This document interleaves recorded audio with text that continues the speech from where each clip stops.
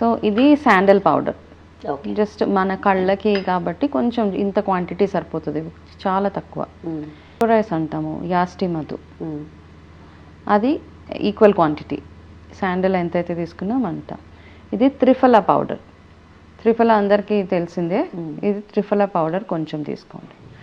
దాని తర్వాత ఇది మంజిస్టా పౌడర్. జస్ట్ ఇది ఇలా. సో ఇందులో మన next ingredient will be aloe vera gel. కొంచెం అలోవెరా వేసేద్దాం ఇందులో. అలోవెరా అంటే ఈ కన్సిస్టెన్సీ, కర్డ్ టైప్ కన్సిస్టెన్సీ వచ్చే వరకు అలోవెరా తీసుకుంటే సరిపోతుంది మనకి.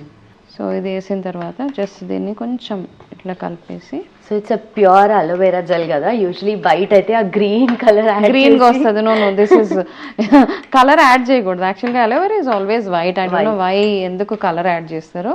ఇది రోజ్ వాటర్ అనమాట. ఓకే. ఇది కూడా కొంచెం యాడ్ చేసుకుంటూ వెళ్ళాలి. కన్సిస్టెన్సీ చూసుకోండి. ప్యాక్ అంటే ప్యాక్లా ఉండాలి, జారిపోకుండా ఉండాలి. కళ్ళ కింద పెడితే కొంచెం కాసేపు అట్లా నిలబడేలాగా ఉండాలన్నమాట. వెరీ వెరీ సింపుల్ ఇది అండర్ ఐకి. So do it. సో ఇందులో విటమిన్ ఈ ఆయిల్ యాడ్ చేయొచ్చు, లేదు but I use Kumkumadi oil. Kumkumadi is always good కదా. సో నేనేం చేస్తానంటే విటమిన్ ఈ కంటే ఐ ప్రిఫర్ కుంకుమాది ఆయిల్. ఆప్షనల్గా విటమిన్ ఈ కూడా యాడ్ చేయొచ్చు. కుంకుమాది ఒక 2 drops వేసి విటమిన్ ఈ చిన్న క్యాప్సిల్ ఒక 2-3 drops వేస్తే this is one very beautiful under eye pack. Okay.